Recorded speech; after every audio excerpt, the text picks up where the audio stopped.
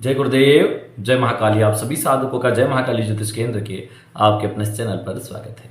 आज एक बड़ा विशेष प्रयोग लाए हैं और इसकी बड़ी गहन और गुप्त जानकारी भी आपको देंगे, जो ना तो कहीं आपको लिखी हुई मिलेगी, ना ही कोई बताएगा। चांडालनी प्रयोग एक ऐसा प्रयोग है जो सात्विक प्रयोग है, घर पे कर सकते हैं। इच्छित मनोकामनाओं की पूर्ति कर देगा। आप किसी भी चीज़ की इच्छा करेंगे, ये इस चीज़ को जल्दी से जल्दी आपको दिला देगा और इसकी पूर्ण सिद्धि होने पर ये प्रत्यक्ष रूप से भी चीज़ें शून्य से प्रकट करने की क्षमता रखता है। लेकिन खैर वो थोड़ा व्यापक हो गया, उसके एक से अधिक कई अनुष्ठान करने पड़ सकते हैं। यहाँ हम बात करेंगे कि हमारे मन में इच्छा है, हमें आज धन की इच्छा है, हमने मंत्र पढ़ा, धन की इच्छा की और अपने काम में लग गए। मात्र 5 बार इसका मंत्र पढ़ के अपने काम में लग गए। उस धन की व्यवस्था वो चांडाली शक्ति करेगी जिसकी साधना हमने की है। इसी प्रकार हमें जिस चीज़ की आवश्यकता है या जिस काम को निकलवाना है किसी से, कोई काम किसी से निकलवाने के लिए जा रहे हैं, देखो सही काम होना चाहिए।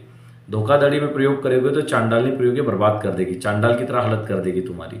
ना घर के रहोगे, ना घाट के, ना परिवार, ना कुछ, ना धन, ना संपदा, ना इज्जत, ना खाना, ना कुछ भी नहीं रहने देगी ये पास में। हाँ, इसके सही काम में करो, अपने आर्थिक लाभ के लिए करो, लेकिन अपने आर्थिक लाभ में किसी के साथ धोखाधड़ी ना हो, किसी का नुकसान ना हो, तो इस प्रयोग को करो। आप नौकरी वाले हो, आप व्यापारी हो, आप किसान हो, आप स्त्री हो, आप पुरुष हो, कोई भी हो, कोई भी इस प्रयोग को कर सकता है, कोई दिक्कत नहीं होगी इससे। लेकिन इस प्रयोग के माध्यम से आपके कार्य जरूर सिद्ध हो जाएंगे। आप जिस चीज़ की इच्छा करोगे और मंत्र पढ़ोगे वो कार्य जरूर सिद्ध होगा। तो इसी प्रयोग को आज देंगे। कोई बड़ा विधि विधान इसमें नहीं है, इसमें सिर्फ एक यंत्र की आवश्यकता पड़ती है, इसके अलावा किसी चीज़ की आवश्यकता नहीं होती। ठीक है, इसमें इतर योनि वशीकरण जो यंत्र होता है, जो चांडालनी वशीकरण यंत्र होता है, आप उसको धारण कर लें। उसके 2 फायदे, अनिवार्य नहीं है, आप नहीं करें तो भी चलेगा, लेकिन क्या फायदे हैं उसको देखो। एक तो एक बड़ी साधना करते हो, उसका अनुष्ठान आप 1 लाख मंत्र का अनुष्ठान कर रहे हो, तो उस मंत्र के अनुष्ठान में अगर आप जो उसका बेनिफिट देने वाली चीज़ें हैं उसको अगर धारण कर लो तो फायदा ही होगा। कोई कमी क्यों रखे जब हम इतना समय दे रहे हैं। आप मान लो कि 5000 मंत्र जब डेली कर रहे हो, उसके 5000 मंत्र जब डेली होते हैं तो 1 लाख मंत्र जब तक होते हैं तब तक उसको करना होता है। बस वो साधना कंप्लीट हो गई ना। वहाँ किसी माला जपने की आवश्यकता है, आप उंगलियों पे भी कर सकते हो, काउंटिंग वाला आपके पास वो हो उससे भी कर सकते हो, किसी से भी कर सकते हो। कोई दूसरा सामने यंत्र रखना नहीं है, धूप दीप लगाना नहीं, अगरबत्ती लगाना नहीं, कुछ भी नहीं करना है। ठीक है, लेकिन वो जो यंत्र होता है वो इतर योनि वशीकरण, इसमें से ये चांडालनी वशीकरण प्रक्रिया भी संपन्न करता है, उसको आपके कार्य के लिए बाध्य करता है। दूसरा, वो यंत्र आपकी सुरक्षा भी करता है, तो इसलिए उसको धारण करना जरूरी है। वैसे खतरे वाली साधना नहीं है, लेकिन अगर ज़्यादा बेनिफिट होता है तो धारण करने में जाता ही क्या है। ठीक है, तो इस प्रकार आप उसको धारण कर सकते हो। चलिए विषय वस्तु पर आए। आपने यंत्र धारण कर लिया है और आप इस साधना को शुरू करना चाहते हो। किसी भी शनिवार से आप इसको शुरू कर सकते हो। कैसे करनी है? आपने रात्रि का भोजन किया, भोजन करने के बाद आप इसके 5000 मंत्र जप करो। इसमें बहुत बड़ा रहस्य भी है जो कर्ण पिशाचनी आदि साधनाओं से संबंधित है, लेकिन कैसे इनसे भिन्न है वो भी बताएंगे। आपने 5000 मंत्र जब वहीं बैठ के कर लिए, जहाँ खाना खाया वहीं जूटे मुंह, कुल्ला भी नहीं करना है। ठीक है, आपने जो निवाला लिया था चबाया, आखिरी निवाला, और बस जूटे मुंह जूटे हाथ, वहीं बैठे बैठे आपको मंत्र जप कर लेना है। मंत्र जप पूर्ण होने के बाद आपको हाथ धोना है और उसके कम से कम 5 मिनट बाद पानी पीना है। मतलब 50 माला जप आपको वहीं बैठे बैठे कर लेना है जहाँ खाना खा रहे हो। ठीक है, आप चाहे छत पे खाओ, चाहे अपने किचन में खाओ। वैसे किचन में ही खाना खाना चाहिए, कभी भी व्यक्ति को बिस्तर पर बैठ के नहीं खाना, उससे राहु खराब होता है। किचन में खाना खाने से कई ग्रह आपके सही हो जाते हैं। खाना खाने के बाद अपनी थाली भी खुद ही उठा के वॉश बेसिन में रखो, जहाँ पे भी थाली वगैरह धोते हैं। खुद धोते हो तो अच्छी बात है, अगर घर में मेंबर हैं, पत्नी है, वो करते हैं तो फिर भी आप बेसिन में रखो। ठीक है, ये खुद से करना चाहिए ये चीज़। अब क्या है कि आपने मंत्र जप किए। इस प्रकार जब आपके 1 लाख मंत्र जब पूरे हो जाते हैं तब लगभग 20-21 दिन लगेंगे। 1 लाख मंत्र जब पूरे होने के बाद में आपको ये मंत्र जप बंद कर देना है, फिर नहीं करना है। फिर आपको जब भी मंत्र जप किसी चीज़ की आवश्यकता है या किसी से कोई काम निकलवाना है, आप अपनी इच्छित मनोकामना बोलिए, देवी चांडालनी का ध्यान करिए, 5 बार मंत्र बोलिए और वापस अपने काम का ध्यान करिए। उनसे निवेदन करिए कि इस काम को आप करवाइए, या वस्तु चाहिए मुझे दिलाइए, या इतना रुपया चाहिए दिलाइए। बस यही करना है और वो योग बना के आप तक उसको ले आएगी। इस साधना की पूर्ण सिद्धि में शून्य से मांगी हुई चीज़ प्रकट होती है, ये इसकी पूर्ण सिद्धि है। ठीक है, लेकिन वहाँ तक नहीं जाते, वो बड़ा अनुष्ठान है। हम यहाँ बात करेंगे कि हमने इच्छा की और चीज़ के योग बने और वो चीज़ हमें प्राप्त होगी, चाहे वो भूमि, भवन, वाहन, गाड़ी, कुछ भी होती है। देखो, हम जब शुरुआती दौर में थे, हमने भी बहुत प्रयास करते थे इन चीज़ों के लिए, तो गुरु कृपा से हमें भी कुछ ऐसी क्रियाएं प्राप्त हुई जिनको इच्छा करने से चीज़ें प्राप्त होती थी, क्योंकि नए नए थे तो बड़ा जोश भी रहता था, बड़े शौक भी रहते हैं।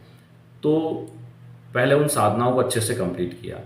खैर, पूर्ण उनकी शून्य सिद्धि तक तो हम नहीं गए, क्योंकि हमारे पास इतना समय नहीं था और हमें करना भी नहीं था। हमें तो इतना करना था कि किसी चीज़ की आवश्यकता हो या धन की आवश्यकता हो और वो चीज़ प्राप्त हो। तो हमने उन्हीं चीज़ों को किया, वो काम के माध्यम से हो, हमारा लक्ष्य था काम के माध्यम से। हमने कभी भी नहीं चाहा कि वो शून्य से उसको प्रकट करके करे। खैर, वो आगे वाला समय है, कभी करेंगे तो आप लोगों को प्रैक्टिकल करके भी दिखा देंगे, कोई बड़ा विषय नहीं है। तो फिर क्या हुआ कि जब उन चीज़ों को की और उनके रिजल्ट आने लगे कि हमने किसी चीज़ की इच्छा की और वो चीज़ प्राप्त होती थी, तो बड़ा आनंद आ गया कि वाह, ऐसा भी होता है मंत्र के माध्यम से। तो बहुत सारे अनुभव लिए जीवन में, तो ये साधना उन्हीं में से एक है।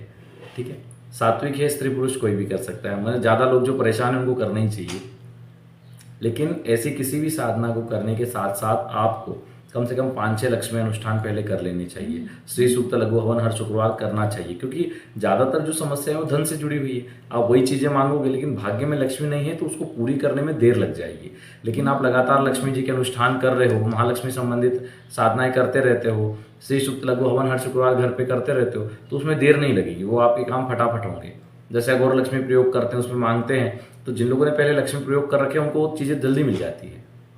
और कई तो ऐसे लोग हैं, वो बोलते हैं कि हम पोटली के सामने हर 15 दिन में, हर 8 दिन में मंत्र जप करते हो, क्योंकि उसका फटाफट रिजल्ट आता है। जो इच्छा करते हो चीज़ें प्राप्त होने लग जाती है। कई लोग ऐसे हैं कि गुरुजी हम 1 लाख मांगते हैं तो 1 लाख नहीं तो 30,000 तो मिल ही जाते हैं, 30-30 करके मिलते हैं, लेकिन मिलते जरूर है, पर वो 1 लाख होते तक फिर कुछ ना कुछ मांग लेते हैं। तो क्रियाएं ऐसी है, अच्छे काम में लगाओगे तो वो भी देती रहेगी, वो नहीं करेगी ठीक है तुम्हारी कोई दिक्कत है उसको निकालो, अपना काम करो। आपने धन साधना से प्राप्त किया, उससे आप नॉनवेज खा रहे हो, आप दारू पी रहे हो, अगर आप ऐसे काम करोगे तो वो साधना आपको नष्ट कर देगी। उस साधना के आशीर्वाद से मिलने वाले धन को अगर ऐसे कामों में लगा दिया आपने, किसी को दारू पीने के लिए पैसे दे दिए, किसी को नॉनवेज खाने के लिए दे दिए, या खुद ने खाया पिया, तो भी वो आपको नष्ट कर देगी, बर्बाद कर देगी, और कभी भी संभलने नहीं देगी जीवन में, एक भी मौका नहीं देगी, याद रखना। इसलिए इसका बड़ा ध्यान रखना, ये चीज़ बहुत ध्यान रखनी चाहिए एक साधक को, क्योंकि ये हमारे आंखों देखी चीज़ें हैं। हमारे एक मित्र थे, उन्होंने तारा महाविद्या साधना की थी, पहले तो नहीं थे, लेकिन जब हुआ तो उन्होंने खूब पैसा कमाया, 30 लाख 40 लाख रुपए कमाए। उसके बाद में भी और पैसा बढ़ता ही गया, लेकिन फिर उनकी आदतें शराब, शबाब, कबाब जैसी चीज़ों में चली गई और वो गलत लाइन उन्होंने छोड़ दी। ये आपको करीब 7-8 साल पहले की बात बता रहे हैं, 8-9 साल हो गए, तो गलत लाइन में चले गए, पूरे बर्बाद हो गए। आज तक भी स्ट्रगल कर रहे हैं। आज से 8 महीने पहले जब वो पास में आए, उनको जब हमने कुछ चीज़ें बताई करने के लिए, तब जाके अब उनकी स्थिति में सुधार आना शुरू हुआ है। तो इसलिए गलती मत करना। खैर, इन्हें तो हम थे तो संभाल लिया, हर किसी को हर कोई संभालने वाला नहीं मिलता है, ठीक है। और वो व्यक्ति बाद में साधना ही नहीं कर पाता, उसका उच्चाटन भी हो जाता है। तो इसलिए बहुत ध्यान रखना इन चीज़ों का। अभी क्या करना है कि आपने इस प्रकार इस साधना को कंप्लीट करना है। पहले इसका जो मंत्र है उसको नोट कर लो, फिर उसका जो भेद है उसको बताएंगे। मंत्र नोट करो।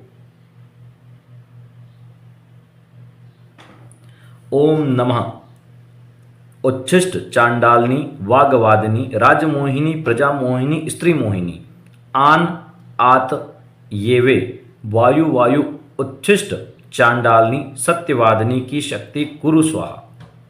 ठीक है, आपने बहुत सी जगह इसी मंत्र को कुछ डिफरेंट मूड में कर्ण पिशाचनी में भी देखा होगा, जैसे ओम नमः उत्तिष्ठ चांडालिनी कर्ण पिशाचनी, ठीक है। और कुछ यक्षिणियों में भी इसको देखा होगा, उत्तिष्ठ चांडालिनी मंत्र प्रयोग जैसे मातंगी प्रयोग का ही एक भाग है, लेकिन ये चांडालिनी प्रयोग है, इसको आप उससे कभी भी ना जोड़ें कर्ण पिशाचनी आदि से, ठीक है। लेकिन ये उससे मिलता जुलता है।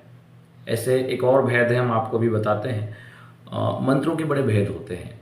आप लोगों ने ज़्यादातर सुना होगा कि माँ बगलामुखी का जो बीज मंत्र है वो हलिम है, हलिम बीज मंत्र, ओम हलिम बगलामुखी दैवै नमः, ठीक है। लेकिन जब आप बगलामुखी माता के मुख्य मंदिर में जाएंगे या बगलामुखी सिद्धपीठ पे जाके उनकी छत्र को देखेंगे तो वहाँ आपको हलिम लिखा हुआ नहीं दिखेगा। वहां दिखेगा रिम, HREEM, रिम, वहां रिम दिखेगा आप। तो आप संकोच में आ जाओगे कि माता का बीज मंत्र हलिम है और वहां पे रिम क्यों लिखा है। तो जैसे बगलामुखी शक्तिपीठ माता का नलखेड़ा है, सिद्धपीठ है, शक्तिपीठ नहीं है। तो सिद्धपीठ में माता के दाहिनी ओर महालक्ष्मी है, बाईं ओर महासरस्वती है और बीच में माता महालक्ष्मी विराजमान है। शायद दाएं बाएं में हम कुछ भूल रहे हों तो अलग विषय है, लेकिन एक तरफ माता महालक्ष्मी, एक तरफ माता महासरस्वती और बीच में माँ पीताम्बरा बगलामुखी देवी स्थापित है। तो माता बगलामुखी से लक्ष्मी प्राप्त करने के लिए, लक्ष्मी यानी धन प्राप्त करने के लिए, लक्ष्मी जी की कृपा प्राप्त करने के लिए, माता के ही लक्ष्मी स्वरूप की कृपा प्राप्त करने के लिए माता के नाम के साथ रिम बीज मंत्र जोड़ा जाता है। और माता के ज्ञान प्राप्ति के लिए कहीं जगह एम या एंग बीज मंत्र प्रयोग किया जाता है और कहीं जगह क्लिम बीज मंत्र का भी प्रयोग किया जाता है ज्ञान और सम्मोहन प्राप्ति के लिए। तो अनेक भेद हैं मंत्रों के, इसलिए उसमें कंफ्यूज नहीं होना, वो गुरु कृपा से ही सारा ज्ञान होता है। तो हो जाएगा, जैसे जैसे आप साधनाएं करेंगे ज्ञान का उदय होगा और आर्थिक संपन्नता भी आती है। ठीक है, तो ये इनके भेद हैं। तो इसमें आपको बहकने की जरूरत नहीं है। ठीक है, इस एक मंत्र से आप राज्य मोहन करेंगे, बड़े बड़े अधिकारियों का सम्मोहन होता है।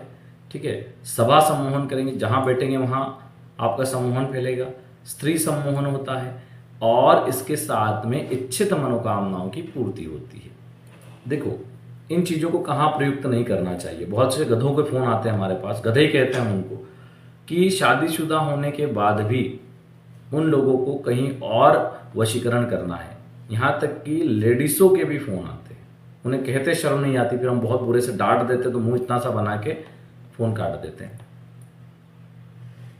बताओ, अपने पति को धोखा देना, अपनी पत्नी को धोखा देना, ऐसे ऐसे लोग पड़े हैं और बोलते हैं मंत्र प्रयोग। कहाँ से मंत्र प्रयोग काम कर, हम तो बोल के देते हैं कि अगर ऐसे कामों में हमारे दिए मंत्र का प्रयोग करोगे तो तुम्हारा विनाश हो जाएगा, करना ही मत गलती से। जिन्होंने मंत्र दिया है वो उस पर बाध्यता रखते हैं, उस लिमिट को क्रॉस करने जाओगे तो वो जो नुकसान उन्होंने बोला वो तुम्हारा होगा। तो हमारे दिए मंत्रों का प्रयोग वहीं करना जहां हमने बोला है, जहां जहां मना किया है गलती से भी मत करना। वो बाध्यताएं हमने रखी है, क्योंकि शिष्य के कर्मों का बोझ भी गुरु को उठाना पड़ता है।